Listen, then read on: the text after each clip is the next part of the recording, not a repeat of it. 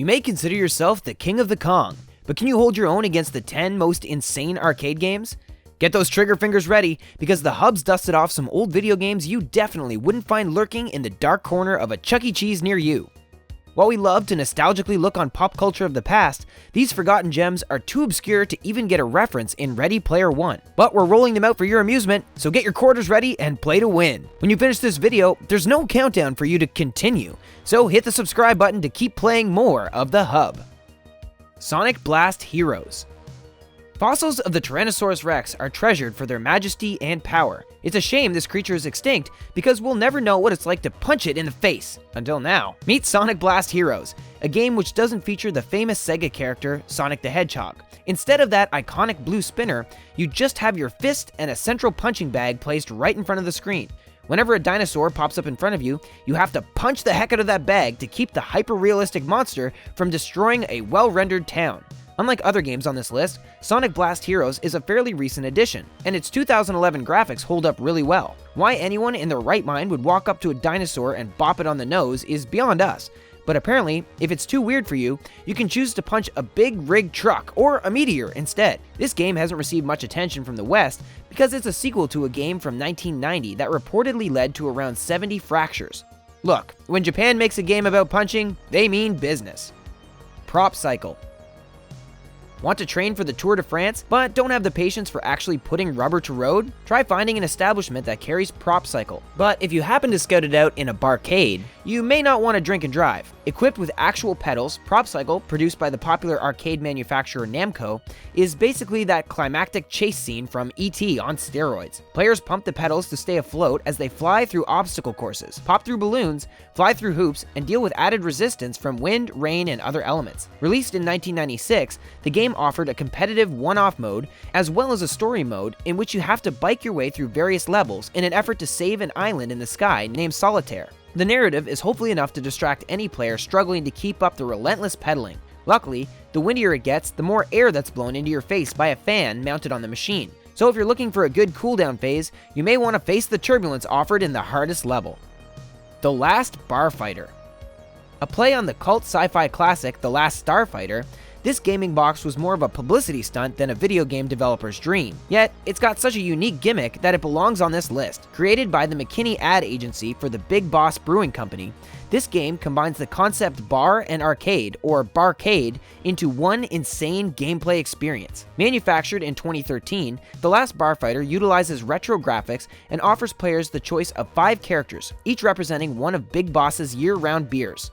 There's the Hell's Bell, the Bad Penny, the Angry Angel, the Bianco Diablo, and the High Roller. 2 players are pitted against each other in a 3-round bar brawl. The characters are capable of doing standard punches, jumps, and kicks, and specialized moves, like charging with a unicorn horn or slapping a butt. Once a winner is announced, the machine pours out beer for the players. In fact, the wooden box doesn't even accept quarters, just empty beer cups. Who needs tickets for an actual prize when this machine pays you back with instant gratification? Keep in mind, you must be 21 or older to play. Takashi's Challenge.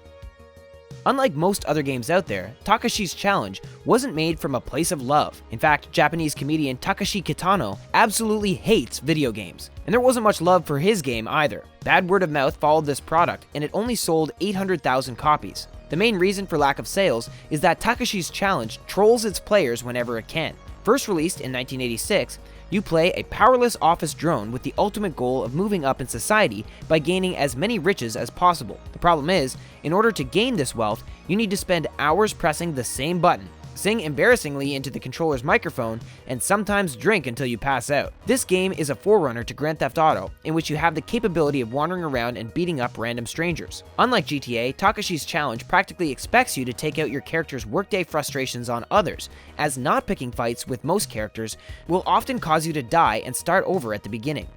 Exterminator.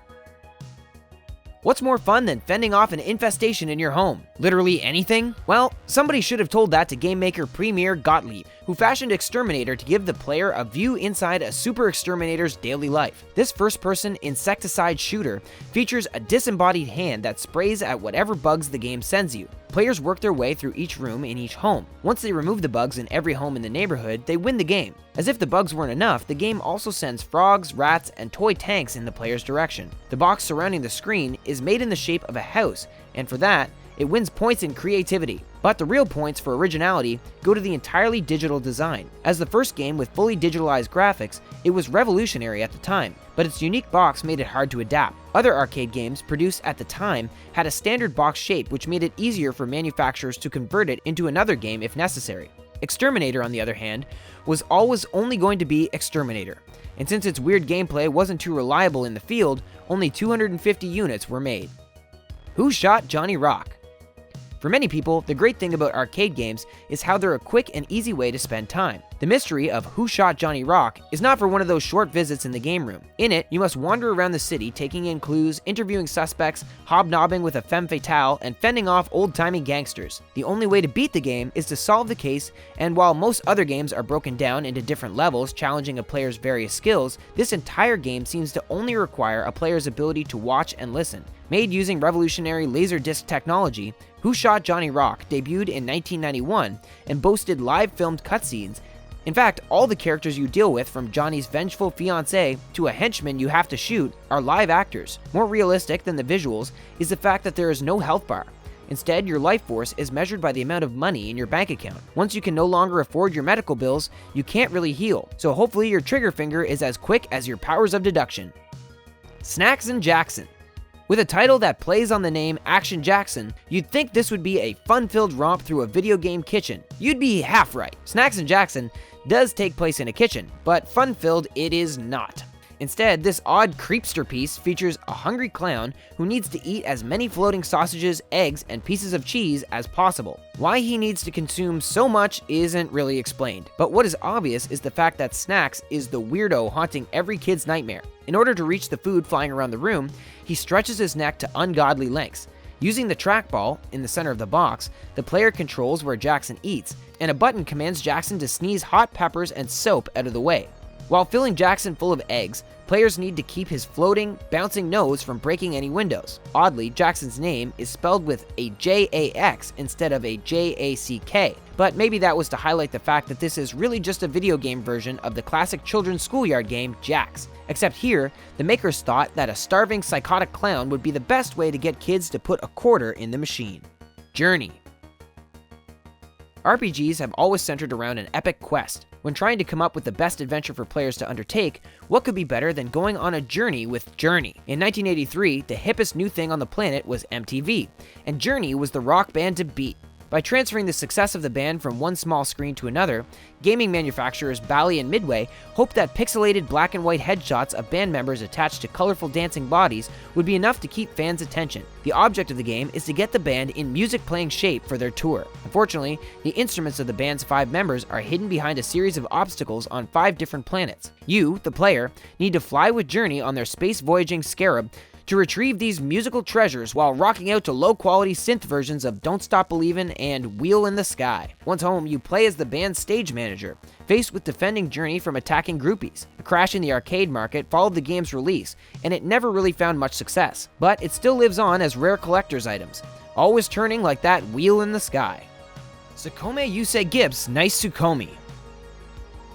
Most games follow the action-adventure genre, but this one, with an ironically long title, is all about comedic timing. Tsukkomi Yousei Gips Nicetsukkomi features a big yellow dummy protruding from the machine. This upper half of a man is your comedy partner, and the game requires you to perform for a digitized audience. And this crowd isn't looking for refined social commentary or witty repartees. Instead, they expect you to punch and kick the yellow dummy to their heart's content. When the game starts, a version of you and your partner are on the screen. You're both all smiles as you address the audience.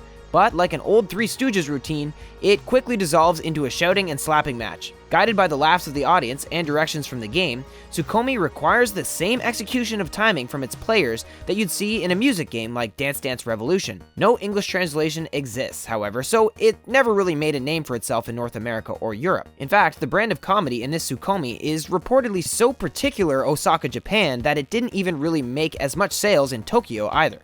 Polybius.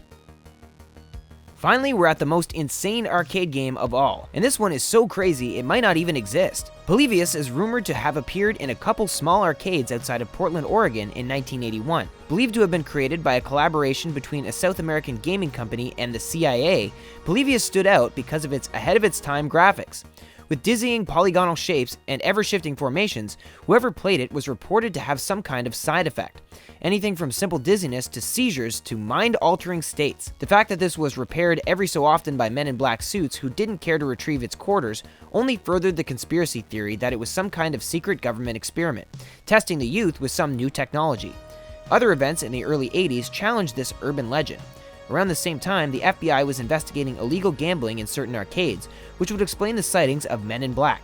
A game called Polyplay was recalled because of its copyright issues, and there's the fact that the US military uses video simulations to train its members. Still, Polybius has made enough appearances throughout pop culture, including an episode of The Simpsons, that we want it to be true. If you happen to come across one of these games in some forgotten game room in a movie theater near you, pop in a few quarters and give it a whirl. Maybe you could be one of the few to break into the top score. We hope you enjoyed this video, and we'll see you next time. Thanks.